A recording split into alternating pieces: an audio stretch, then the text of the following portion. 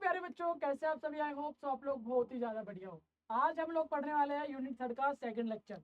हम लोग ना साइकोलॉजी पढ़ रहे थे, जिसके यूनिट थर्ड हम लोगों ने फर्स्ट लेक्चर तक कंप्लीटली समझ लिया था और बहुत अच्छी तरीके से हमें समझ में भी आ गया था।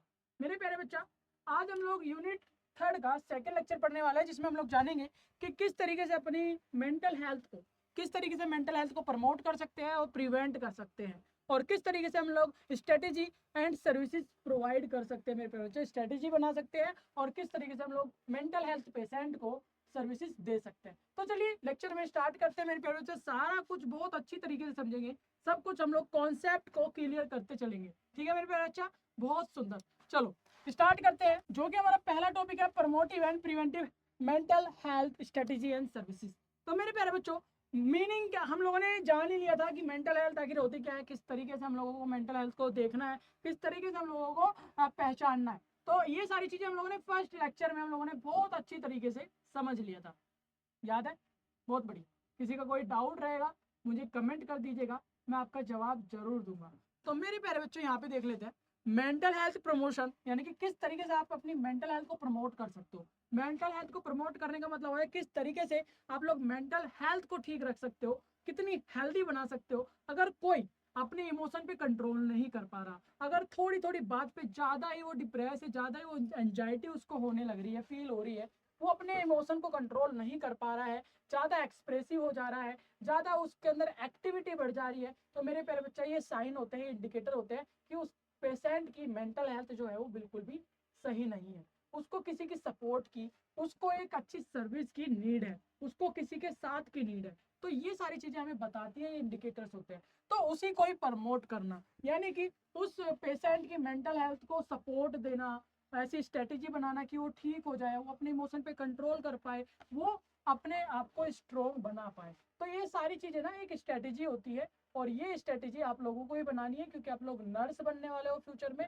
आपका ये प्रोफेशन होने वाला है, पेशेंट को बीमारी से बचाना, उनके हेल्थ को प्रमोट करना, उनको ठीक करना, ये सारा काम मेरे प्यारे बच्चा आपका होने वाला है। तो इसीलिए हेल्थ प्रमोशन मेरे प्यारे बच्चों, activity and strategy that improve mental wellbeing and quality of life. जैसे कि मैंने आपको बताया कि जब भी आप लोग ऐसे पेशेंट को देखोगे, उनको सपोर्ट करोगे, एक ऐसी स्ट्रेटेजी बनाओगे कि उसको मेंटल सपोर्ट कैसे दिया जाए, उसको मेंटली किस तरीके से स्ट्रॉन्ग बनाया जाए, ये सारी चीजें आप लोगों ने जाननी है, पहचाननी है और उसको ट्रीटमेंट देना है। ठीक है, तभी आप लोग मेरे प्यारे बच्चे एक अच्छे और बेहतर नर्स बन पाओगे। इसके बाद मैं बता दूं mental health prevention. Mental health prevention का मतलब क्या होता है? यानी कि कोई भी पेशेंट आप लोग देख रहे हो कि वो ज्यादा ही, यानी कि अभी वो मेंटली प्रॉब्लम नहीं है उसको कोई भी, वो अपने इमोशन में कंट्रोल कर पा रहा है, लेकिन कभी कभी वो बहक जा रहा है, या फिर उसको देख के लग रहा है कि अब ये वीक होते जा रहा है। तो आपको मेरे प्यारे बच्चा प्रिवेंट करना है, उसको मेंटली वीक होने से पहले उसको बचा लेना है, या फिर सभी को एजुकेट कर रहे हैं, सभी को बताना है किस तरीके से आप अपनी लाइफ स्टाइल चेंज करेंगे, किस तरीके से आप अपने इमोशन पे कंट्रोल करेंगे, किस तरीके से आप सोचेंगे समझेंगे, है ना। तो इस तरीके से सभी को एजुकेट करके, एंजाइटी के बारे में बता के, मेंटल हेल्थ के बारे में एजुकेट करके लोगों को प्रिवेंट कर सकते हो, लोगों को स्ट्रॉन्ग बना सकते हो। आप लोगों ने सुना होगा कि जितने भी हमारे मोटिवेशनल स्पीकर है, वो जब भी किसी को मोटिवेट करते हैं तो वो एनर्जेटिक फील करते हैं। इसी तरीके से आप लोगों को भी एज अ मोटिवेशनल स्पीकर की तरह काम करना है, लोगों के मन में डाल देना है कि तुम वीक नहीं हो, तुम स्ट्रोंग हो, तुम सब कुछ कर सकते हो। तो मेरे प्यारे बच्चा, यही सारी चीजें स्ट्रेटेजी होती है, यही सारी चीजें हमारी मेंटल को, हेल्थ को बढ़ावा देती है, बढ़ाती है। क्लियर है इतनी बात? बहुत सुंदर। तो एंड इसके आगे बात करते हैं, measure taken to reduce risk of mental illness and prevent occurrence of reduction reduce. ठीक है, measure taken to reduce risk to mental illness. इससे क्या होने वाला है? अगर आप लोग मेंटल हेल्थ प्रिवेंट कर दे रहे हो, लोगों को मोटिवेट कर दे रहे हो, लोगों को पहले ही मेंटली स्टेटस गिरने से पहले उसको बचा ले रहे हो, तो इससे मेरे प्यारे बच्चा रिस्क कम हो जाता है। उस मेंटल हेल्थ को आप लोग बचा सकते हो, उस पेशेंट को बचा सकते हो बीमार होने से पहले, मेंटली वीक होने से पहले। तो आई होप आप लोगों को समझ में आ गया होगा। कोई भी डाउट, कंफ्यूजन, क्वेश्चन है आपके मन में, कमेंट बॉक्स में कमेंट कर दो। मैं आपका मेंटर प्रियांशु रोया, मेरा यही काम है कि आपके सारे डाउट को, आपके सारे कॉन्सेप्ट को क्लियर करना। आप लोगों को ध्यान देना है, कॉन्सेप्ट कैसे क्लियर हो, बातों को समझना है मैं जो बोल रहा हूँ, फिर अपनी भाषा में, अपनी लैंग्वेज में उतारना है, उसी तरीके से एग्जाम में लिखना है। क्लियर है इतनी बात? यही आप लोगों को मेरे प्यारे बच्चा ऊंचाइयों तक लेके जाएगा, और यही स्ट्रेटेजी आप लोगों को एग्जाम में बेहतर बनाएगा, और कभी भी आपको बर्डन या प्रेशर फील नहीं होने देगा। मेरी बात लिख लो, गारंटी, एक्सपीरियंस के साथ बात कर रहा हूँ। ठीक है, मेरी बात मान ली? Very good. आप लोगों को कॉन्सेप्ट क्लियर करने, जो मैं बोल रहा हूँ उसको सुनना है और समझना है और याद रखना है। ठीक है, कभी भी याद करने पे मत जाना, बात क्या बोली जा रही है उसको समझना।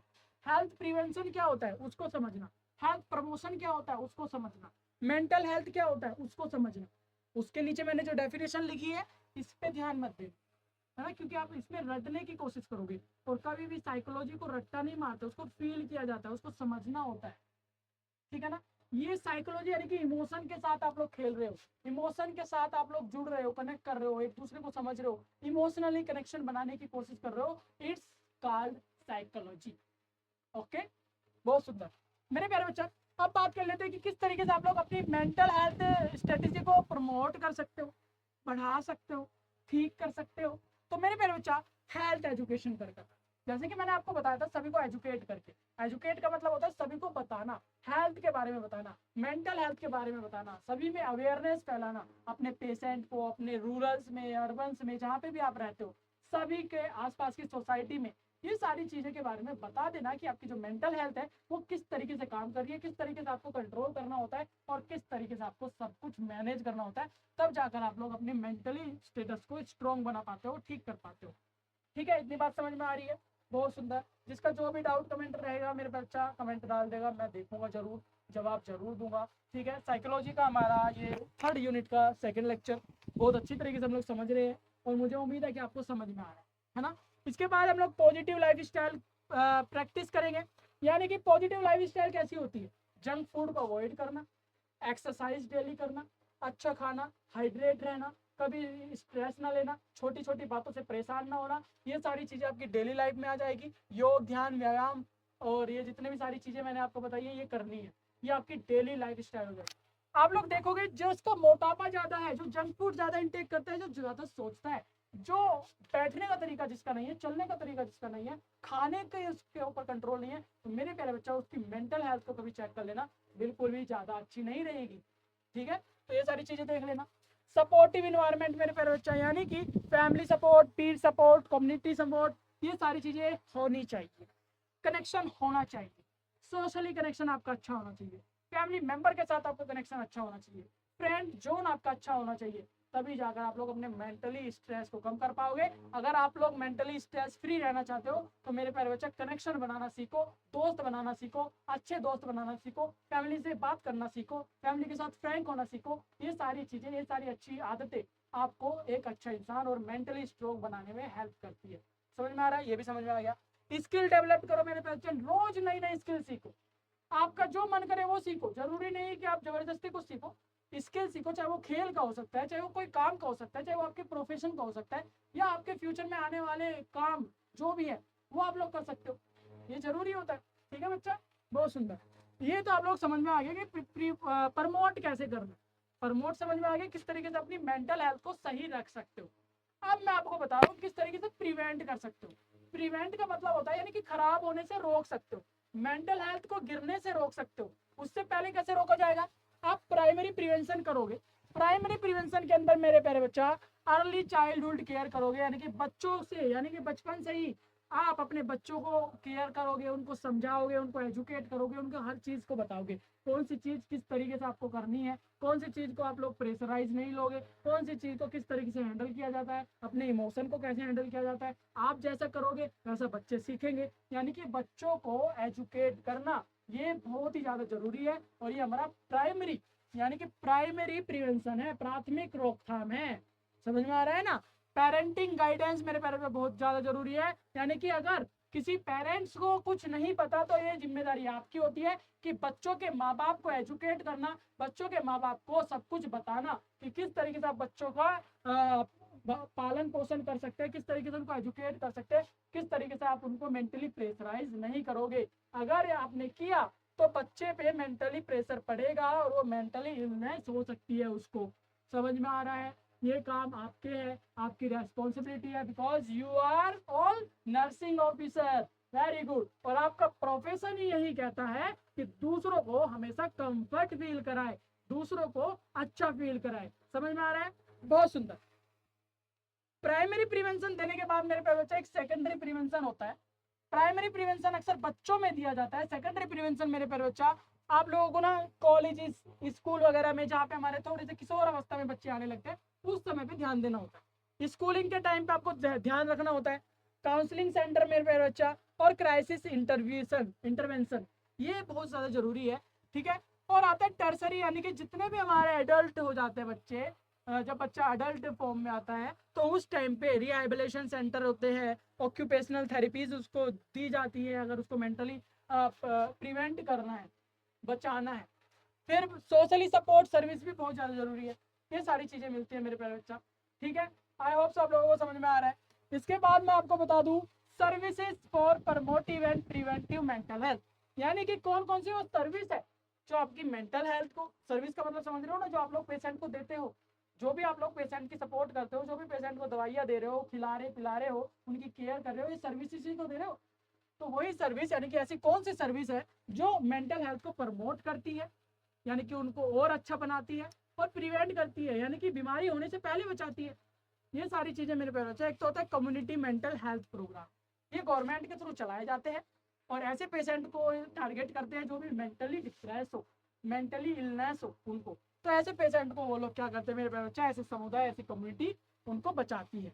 स्कूल और कॉलेज में काउंसलिंग सर्विस होती है, बच्चों से बात की जाती है, बच्चों को समझा जाता है। साइकेट्रिस्ट होते हैं जो कि बच्चों के मेंटली स्टेटस को समझते हैं। क्लियर है इतनी बात?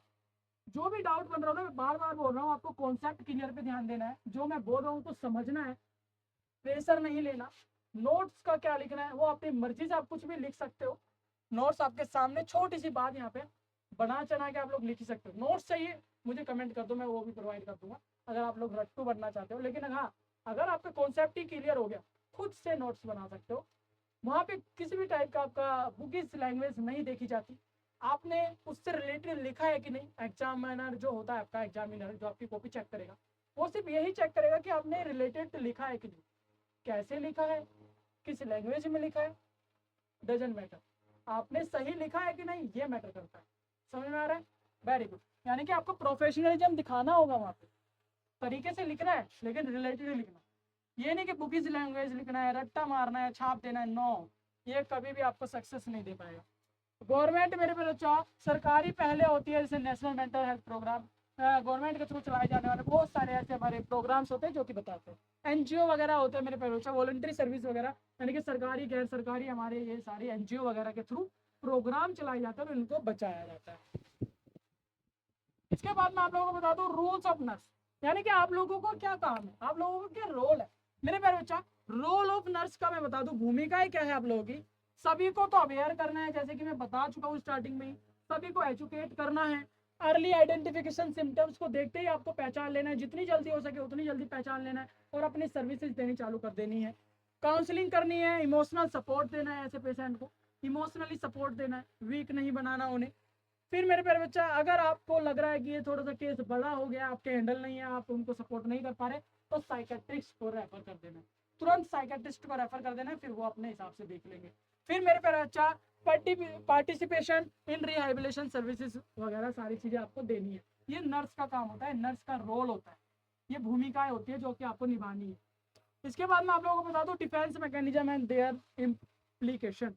डिफेंस मैकेनिज्म क्या होता है मेरे प्यारे बच्चा? डिफेंस मैकेनिज्म का मतलब होता है unconscious psychological strategy use by individual to protect themself from anxiety, stress, unacceptable thoughts and feeling. यानी कि ऐसे विचार, ऐसी एंजाइटी, डिप्रेशन, ऐसा स्ट्रेस जो कि आपके कंट्रोल में नहीं है मेरे प्यारे बच्चा, उसको किस तरीके से आप लोगों को बचाना है, ठीक करना है, डिफेंस करना है, वही आप लोगों को बात करेगा। डिफेंस मैकेनिज्म यानी कि मेरे प्यारे बच्चा, जो कि आपका इम्यूनिटी जितना स्ट्रॉन्ग रहेगा उतने ही अच्छा आप लोगों का जो मेंटल स्टेटस है वो सही रहेगा। समझ में आ रहा है? Very good. अब बात कर लेते हैं कितने टाइप के होते हैं।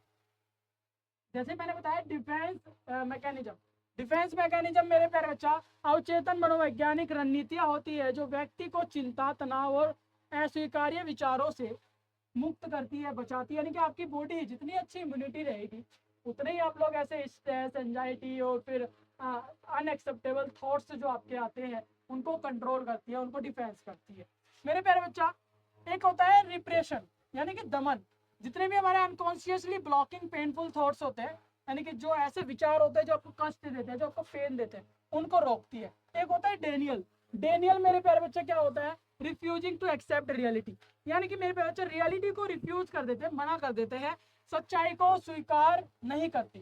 Patient refuse to accept diagnose of cancer, यानी कि पेशेंट हमेशा रिफ्यूज करता है कि मैं डायग्नोस नहीं करूंगा। पेशेंट कैंसर के डायग्नोस कराते ही नहीं, है ना, ज़्यादातर कुछ लोगों की मेंटेलिटी। तो इस तरीके से वो क्या करते हैं? रियलिटी को मना करना, ये सारी चीज़ें हैं जो सिम्टम्स है। ठीक है,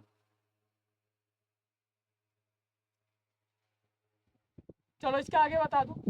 मेरे प्यारे बच्चा, प्रोजेक्शन होता है। प्रोजेक्शन में क्या होता है? Attributing one own unacceptable feeling to other, यानी कि अपनी नकारात्मक भावनाओं को दूसरों पर थोप देते हैं। ये ना तरीके बता रहा हूँ मैं, डिफेंस मैकेनिज्म के कितने टाइप्स होते हैं और किन किन चीज़ों को ये रोकता है। तो एक टाइप हमारा प्रोजेक्शन भी है, यानी कि अपनी ही नकारात्मक भावनाओं को दूसरों पर थोप देते हैं। तो नकारात्मक नेगेटिव मैं सोच रहा हूँ, थोप मैंने किसी और पर दिया, ऐसी फीलिंग्स आती है। डिस्प्लेसमेंट में क्या होता है मेरे प्यारे बच्चा? जितनी भी हमें गुस्सा आता है, जितना भी हमें इमोशंस आती है, वो क्या करते हैं? शिफ्ट कर देते हैं। कि कहाँ पे शिफ्ट कर देते हैं मेरे बच्चा? किसी और पर निकाल देते हैं। कभी कभी देखा होगा ना, स्ट्रेस मुझे आ रहा है, गुस्सा आ रहा है, किसी चीज़ को लेकर परेशान हूँ, फिर मैंने किसी और पर निकाल दिया। मुझे गुस्सा किसी और बात पे आ रहा है, मैंने आपको डांट दिया। ये हो सकता है, बिल्कुल होता है। रिग्रेशन क्या होता है मेरे बच्चा? रिग्रेशन का मतलब होता है तनाव से बचकाना व्यवहार करना। तनाव हो रहा है, उससे क्या करना है? बचकाना और हरकतें करना। बचकाना यानी कि बच्चों जैसी हरकतें करना मेरे बच्चा।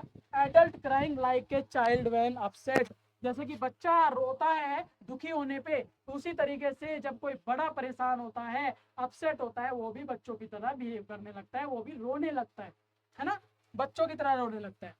सब सब्लिमेशन, सब्लिमेशन क्या होता है मेरे बच्चा? जितनी भी हमारी नकारात्मक इच्छाएं हैं, जितनी भी हमारी नेगेटिव नेगेटिव वांट्स है, नेगेटिव डिजायर्स है मेरे बच्चा, उसको सकारात्मक कार्यों में बदल देते हैं। ये बहुत अच्छी चीज है। ठीक है, फिर आता है हमारा रेशनलाइजेशन, यानी कि तर्क संगत बनाना। गलत कार्य को सही ठहराने, यानी कि जो चीज गलत है उसको सही ठहराने के लिए बहाना बनाते रहते हो।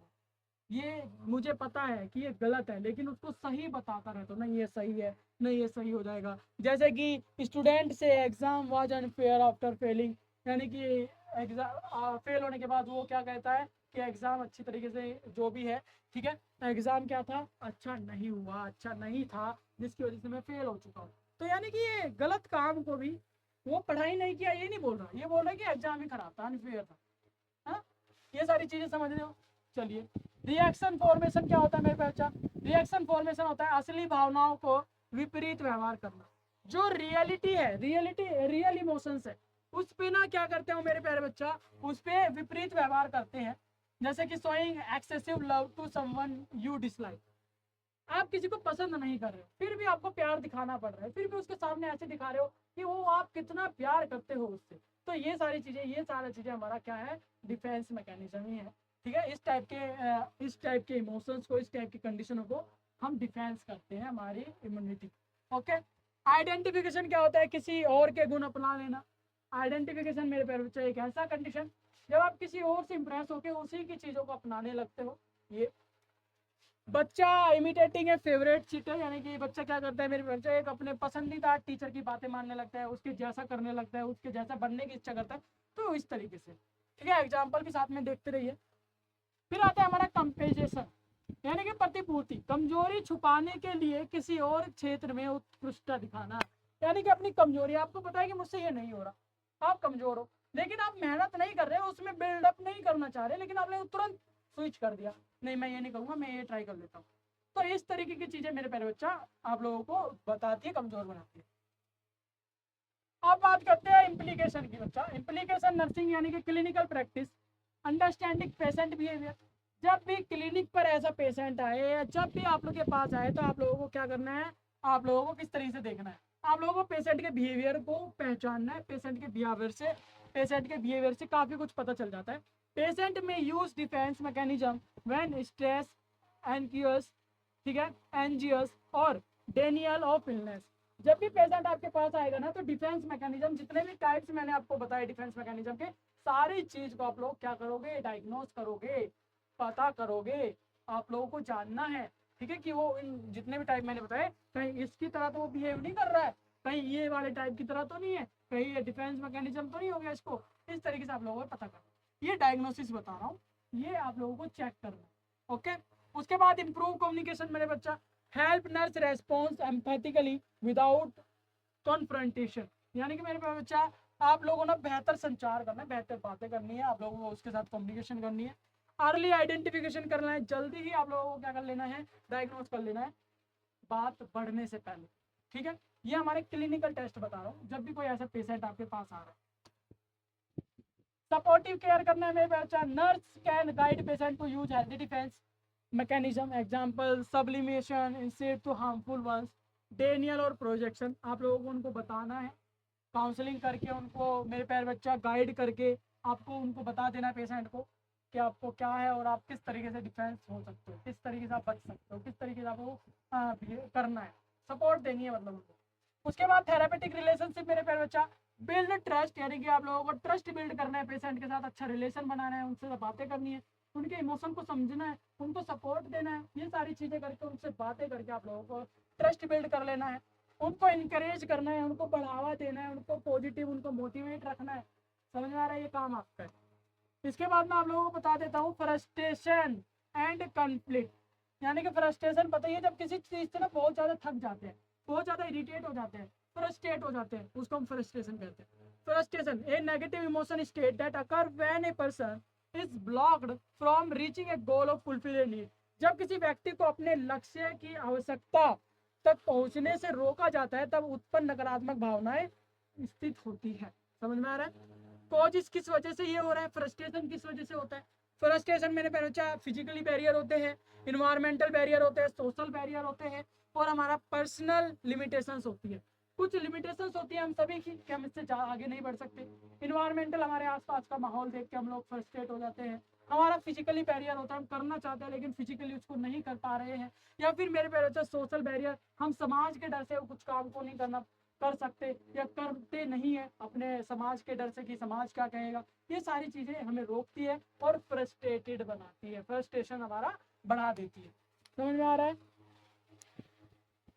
इसके बाद मैं बात करूं मेरे प्यारे बच्चा, इसके बाद इफेक्ट, यानी कि मेरे प्यारे बच्चों क्या प्रभाव पड़ता है अगर आपको फ्रस्ट्रेशन हो रहा है, तो आप पे क्या क्या प्रभाव पड़ेगा। एग्रेशन आएगा, बहुत ज़्यादा गुस्सा आएगा, आप ना विड्रॉल करोगे, एंजाइटी डिप्रेशन में चले जाओगे, प्रॉब्लम सॉल्विंग मोटिवेशनल आपका क्या हो जाएगा मेरे प्यारे बच्चा, समस्या सुलझाने की प्रेरणा आपको मिलने लगेगी। कॉन्फ्लिक्ट क्या होता है, यानी कि संघर्ष, आप लोग मेहनत कर रहे हो किसी चीज को पाने के लिए, कॉन्फ्लिक्ट कर रहे हो। तो मेरे प्यारे बच्चों, इसका मतलब यही है कि स्टेट ऑफ टेंशन एक ऐसी स्टेट होती है, एक ऐसी पोजीशन होती है जहाँ पे आप टेंस होते हो, ठीक है, अपोजिशन बिटवीन टू और मोर नीड, डिजायर और डिमांड, सॉरी, यानी कि बहुत सारी चीजें होती है ना, आप लोग कंफ्यूज हो जाते हो कि ये कर लूँ ये कर लूँ, बहुत सारी चीजें होती है, आप लोग संघर्ष कर रहे होते, ठीक है, बहुत सारी चीजों के अपोजिट में आप लोग संघर्ष कर रहे होते जब उस चीज को पाने के लिए। दो या अधिक आवश्यकता है, यानी कि दो चीजें आप लोगों को पसंद है, उससे ज्यादा चीजें पसंद है, इच्छा या मांगे जो भी आपकी होगी आपस में टकराती है, तब उत्पन्न होती है मेरे प्यारे बच्चे तनाव, तब उत्पन्न होता है फ्रस्ट्रेशन, तब उत्पन्न होता है, ठीक है। अब कितने टाइप के हमारे संघर्ष होते हैं, कितने टाइप के हमारे कन्फ्लिक्ट होते हैं, ये हमारे मेरे प्यारे बच्चा अप्रोच कन्फ्लिक्ट होता है, जैसे कि हमारा दो अच्छे विकल्पों के बीच चुनाव करना, ठीक है, ये होता है अप्रोच, अप्रोच कन्फ्लिक्ट बोलते हैं। दूसरा होता है एविडेंस, इसमें क्या करते हैं, दो बुरे विकल्पों में से किसी एक को चुनना, दो बुरे हैं दोनों में से कोई एक चुनोगे, दोनों नहीं चुन सकते। इसके बाद आता है मेरे पे अप्रोच एविडेंस कन्फ्लिक्ट, इसके अंदर के एक ही लक्ष्य में अच्छाई और बुराई दोनों होगी। इसके अंदर आप लोग डबल अप्रोच एविडेंस कंप्लीट के अंदर क्या करते हो, दो विकल्प देखते हो जिसमें से दोनों के फायदे और नुकसान दोनों आपको पता होंगे, चुनते हो, ठीक है। इसके बाद मेरे प्यारे बच्चा इंटरपर्सनल कंफ्लिक्ट होता है, ये टाइप बता रहा हूँ संघर्ष के, ये टाइप बता रहा हूँ मेरे प्यारे बच्चा उसके अंतर्व्यक्तिगत संघर्ष के, व्यक्तियों के बीच टकराव होता है मेरे प्यारे बच्चा, है ना। फिर आता है इंटरपर्सनल कंफ्लिक्ट, यानी कि व्यक्ति के भीतर मानसिक टकराव होता है। ये सारी चीजें आप लोग यानी कि टाइप है, इन टाइप को जब भी आप लोग कोई आपके सामने बोलेगा तुरंत समझ जाओगे। जैसे किसी ने बोल दिया इंट्रापर्सनल कन्फ्लिक्ट बताओ, तुरंत समझ जाओगे कि ये जो इंसान है इसको जो मेंटल इलनेस है वो यानी कि इसके अंदर मानसिक के अंदर ही दो अलग अलग चीजों को लेकर टकराव चल रहा है ना। इसी तरीके से कोई आपके सामने बोलेगा ग्रुप कन्फ्लिक्ट यानी कि दो समूह या टीमों के बीच टकराव चल रहा है, दोनों में बन नहीं रही है तो फिर दोनों के विचार मिल नहीं रहे हैं। इस तरीके से आप लोग समझोगे, इस तरीके के टाइप है। अब बात करते हैं measure to overcome frustration and conflict यानी कि मेरे पे अच्छा हताशा, हताशा और संघर्ष के बीच उभारने के उपाय क्या क्या है। प्रॉब्लम को सोल्व करो, पॉजिटिव कोपिंग मैकेनिज्म को अपनाओ, काउंसलिंग करो, गाइडेंस लो किसी बड़े से या गाइड करो ऐसे पेशेंट को, टाइम मैनेजमेंट करो मेरे पे अच्छा, टाइम मैनेजमेंट कैसे करना होता है वो सारी चीजें देखो, एजर्टिव कम्युनिकेशन मेरे पे अच्छा, दृढ़ संचार कौशल करो, सोशल सपोर्ट पाओ, फ्लेक्सिबिलिटी एंड एडेप्टेशन को आप लोग अपनाओ, ठीक है। और मेरे पे बच्चा रिक्रिएशनल एक्टिविटीज करो, मनोरंजन से जुड़ी सारी चीजें करो ताकि आपका मन खुश रहे और फिर आप काम में भी अच्छा मन लगा पाओ। आई होप सो आप लोगों को समझ में आ गया। मैं फिर कहूँगा आज के लेक्चर में जिसका जो भी डाउट कंफ्यूजन बन रही है प्लीज़ मुझे कमेंट करेंगे ताकि मैं आपका जवाब जरूर दे सकूँ। मैं मिलूंगा एक और ऐसे प्यारी सी वीडियो में, एक और ऐसे प्यारे से लेक्चर में, नेक्स्ट लेक्चर में, जिसमें हम लोग आपके सारे कॉन्सेप्ट को क्लियर करते हुए आपका सिलेबस कंप्लीट कर लेंगे। आई होप सो आप लोगों को समझ में आ रहा है, अच्छा लग रहा है। प्लीज़ कमेंट कर दीजिएगा जो भी आपको डाउट हो, कंफ्यूजन हो, जो भी समझ में ना आया हो। अगर समझ में आया तो ऑल क्लियर करेंगे, नहीं आया तो आप मुझे अपना डाउट बताएंगे, मैं आपको जवाब दे दूँगा। मिलूंगा एक और प्यारे से लेक्चर में, तब तक के लिए बाय, राधे राधे, जय श्री कृष्ण, बाय बाय।